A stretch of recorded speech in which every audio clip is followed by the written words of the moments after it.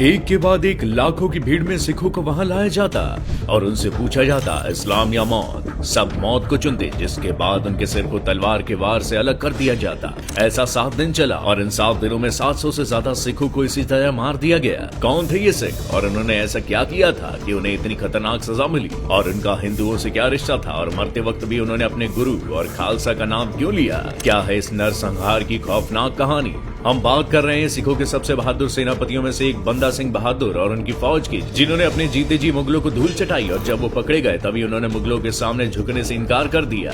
बंदा सिंह बहादुर जन्म से ही सिख नहीं थे, बल्कि उनका जन्म राजौरी के एक राजपूत परिवार में हुआ था। तब उनका नाम लक्ष्मण देव था। उन्हें बचपन से ही घुड़सवारी और तीर कमान चलाने का शौक था और वो अक्सर शिकार पर भी जाया करते थे। ऐसी एक बार वो शिकार पर निकले थे और उन्हें एक हिरन नजर आया, जिसे देखते उन्होंने उस पर तीर छोड़ दिया और वो हिरन वहीं तड़प कर मर गया। लेकिन जब वो वहाँ पहुंचे तो उन्हें ये देखकर बहुत दुख हुआ, क्योंकि जिस हिरन पर उन्होंने तीर चलाया था वो असल में एक हिरनी थी जो गर्भ से थी। जिसके बाद उन्होंने उसका पेट फाड़ कर देखा तो वहाँ 2 बच्चे थे, जिन्होंने उनके सामने ही तड़प तड़प के दम तोड़ दिया। इसके बाद 17 साल के लक्ष्मण देव का मन दुनिया से उचट गया और वो सब कुछ छोड़कर सन्यासी बन गए और उन्होंने अपना नाम बदलकर माधव दास रख लिया और एक जगह से दूसरी जगह घूमने लगे। इसी तरह वो घूमते घूमते नासिक के पास पंचवटी पहुंचे और वहाँ बाबा ओघड़नाथ के शिष्य बन गए। जिसके बाद उन्होंने 21 साल की उम्र में अमृतसर के नांदेड़ में अपना आश्रम बनाया और वहीं रहने लग गए। धीरे धीरे वो नांदेड़ और उसके आसपास के इलाकों में फेमस होने लगे और इसी बीच 27 अक्टूबर 1707 में सिखों के 10वें गुरु गुरु गोविंद सिंह जी महाराज उनके आश्रम में आए। तब गुरु जी को देखकर गुस्से में माधव दास ने कहा, कौन हो तुम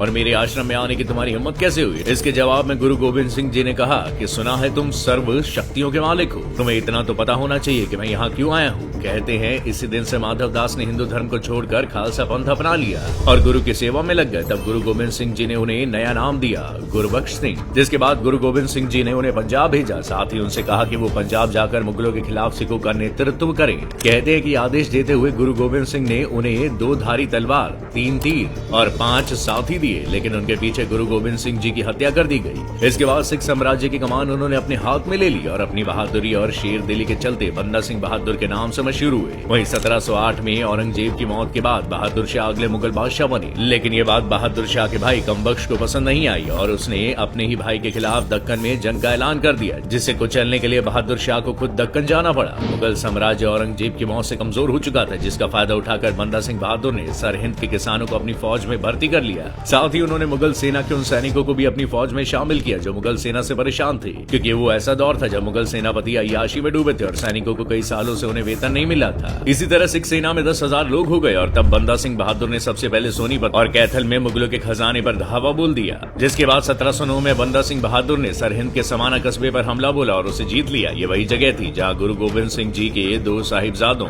फतेह सिंह और जोरावर सिंह को जिंदा दीवार में चुनवाने वाला मुगल गवर्नर वजीर खां रहता था, जिसे मारकर उन्होंने गुरु का बदला लिया। इसके बाद उन्होंने लोहागढ़ के किलों को भी जीता, जहाँ उन्होंने गुरु गोविंद सिंह के नाम वाले सिक्के भी जारी किए। इसके बाद उन्होंने एक के बाद एक इलाकों को जीतना शुरू किया और अगस्त 1710 तक उन्होंने लाहौर के आसपास के सभी इलाकों को जीतकर सिख साम्राज्य में शामिल कर लिया था। इससे दिल्ली में बैठे मुगलों की नींद टूटी, लेकिन तब दिल्ली में कोई ऐसा नहीं था जो बंदा सिंह बहादुर के सामने खड़ा हो सके। इसके बाद बहादुर शाह दक्कन से लौटा, तब उसने सिखों पर निशाना लगाना शुरू किया। उसने सबसे पहले अपनी फौज के हिंदू सैनिकों के लिए एक अजीब सा फरमान जारी किया, जिसमें उनसे सभी हिंदू सैनिकों को दाढ़ी कटवाने के आदेश दिए गए। कारण बताया गया कि मुगल सिखों पर हमला करने वाले और वो नहीं चाहते कि किसी भी तरह से कोई सिख सैनिक मुगल फौज में शामिल हो जाए। जिसके बाद मुगल सेना ने लोहागढ़ के किले पर हमला बोल दिया और जबरदस्त लड़ाई के बाद मुगल फौज ने लोहागढ़ के बाहर डेरा डाल दिया। तब भाई गुलाब सिंह ने बंदा सिंह बहादुर का भेष बदला और बंदा बहादुर वहाँ से निकलकर जंगलों में चले गए और वहीं से सिखों को आदेश देने लगे। इस हार से बहादुर शाह गुस्से से लाल हो गया और उसने आदेश जारी कर दिया कि जहाँ कहीं भी कोई सिख नजर आए उसे मार दिया जाए। लेकिन इतना सब कुछ करने के बाद भी बंदा बहादुर मुगल सेना की पहुंच से बहुत दूर थे और इसी तरह वो 3 साल तक जंगलों में ही रहे। और इसी बीच 1712 में बहादुर शाह की भी मौत हो गई और उनके बेटों में सल्तनत को लेकर जंग शुरू हो गई, जिसका फायदा उठाकर बंदा बहादुर ने लोहागढ़ किले को फिर से जीत लिया। वहीं मुगलों की सत्ता फारूक शियार के हाथ में आ गई थी और वो किसी भी हाल में सिखों को खत्म करना चाहता था, जिसके लिए उसने समद खान को लाहौर का गवर्नर बनाया और साथ ही उसके बेटे जकारिया खान को जम्मू का फौजदार बनाया और दोनों को बंदा बहादुर के खिलाफ जंग के लिए कह दिया। 3 साल के लगातार कोशिशों के बाद समद खान ने बंदा बहादुर और उनके साथियों को गुरदास नांगल के किले में घेर लिया। लेकिन समद खान ने किले पर हमला नहीं किया, बल्कि उसने किले तक राशन पहुंचाने वाले सभी रास्तों को बंद कर दिया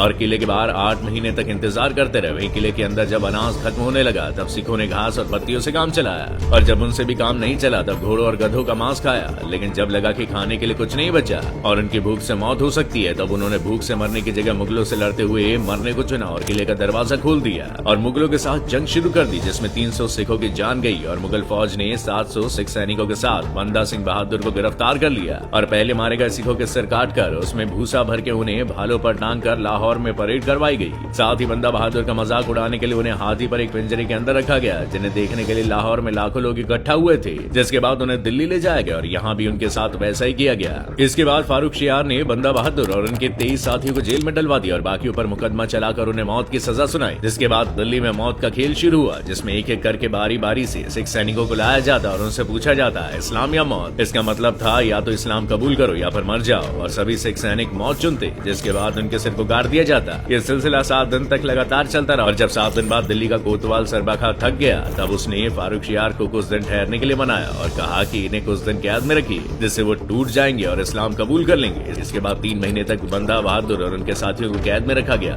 लेकिन इसके बाद भी जब वो इस्लाम कबूल करने के लिए राजी नहीं हुए तब एक बार फिर मौत के उस खेल को शुरू कर दिया गया। लेकिन फारूक शियार को बाकी सिख सैनिकों से ज्यादा बंदा बहादुर को झुकाने और इस्लाम कबूल करवाने का भूत सवार था, इसलिए उसने पहले उसके मौत का फरमान जारी किया और जिस दिन बंदा बहादुर को मौत की सजा दी जाने वाली थी उस सबसे पहले अच्छे कपड़े पहनाकर उसे कुतुबुद्दीन बख्तियार काकी की दरगाह के चारों तरफ घुमा गया और उसके बाद उससे पूछा गया मौत या इस्लाम। बंदा बहादुर का जवाब मौत था।